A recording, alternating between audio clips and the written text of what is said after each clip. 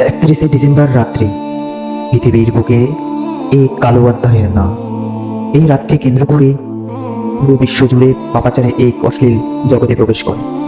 রাত 12টা বেজে ওঠার সাথে সাথে আতশবাজির নিকট আওয়াজে কেঁপে ওঠে পুরো দেশ।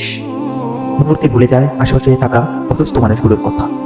2022 সালে আতশবাজির নিকট আওয়াজে প্রাণ হারায় ওমায়ের। ফানুস উড়াতে গিয়ে রাজধানীর বিভিন্ন জায়গায় অগ্নিকাণ্ডের ঘটনা নতুন নয়। অসংখ্য অগণিত পাখি যাকে যাকে মরে পড়ে থাকে রাস্তায় রাস্তায়। কে নেবে এর দায়? গল্পটা এখানে শেষ নয়। সেই সাথে শুরু হয় বিয়ার, হুইস্কি, ফেন্সিডিল, আফিম, হিরোইন, ইয়াবা, গাঁজা সহ বিভিন্ন মাদক দ্রব্য সেবনের মহা উৎসব। বিভিন্ন ক্লাব ও দেশের আবিগত হোটেলগুলোতে চলে নিষিদ্ধ পল্লীর নগ্ন মহারা। উঠতি বয়সের তথাকথিত বহু আধুনিক তরুণ তরুণীরা লিপ্ত থাকে অবৈধ কর্মকাণ্ডে।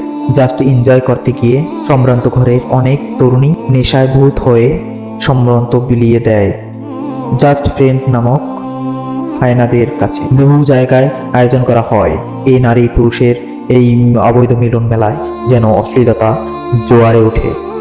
রাজধানীর বিভিন্ন রোডে বাইক রেসে দুর্ঘটনায় সংবাদে গরম থাকে প্রচার গণমাধ্যম। বড় অবাক লাগে, প্রতিবাদ তো দূরের কথা, কথিত সুশীল সমাজ তখন মুখে কুকুল এঁটে বসে থাকে। নিষিদ্ধ অ্যালকোহলের লট ঠেকাতে আইনশৃঙ্খলা বাহিনীকে চরম হিমশিম খেতে হয়। একজন মুসলিম হিসেবে কি ভেবে দেখেছি এই বিজয়ীয় বস্তা বসা নোংরা সংস্কৃতি কি আমাদের পক্ষে শোভা পায়? ইসলাম তো বটেই, এমনকি একজন সুস্থ বিবেকবান কোন ব্যক্তিও এই জাতীয় চরিত্র বিধ্বংসী উদযাপনকে মোটেও সমর্থন করতে পারে না।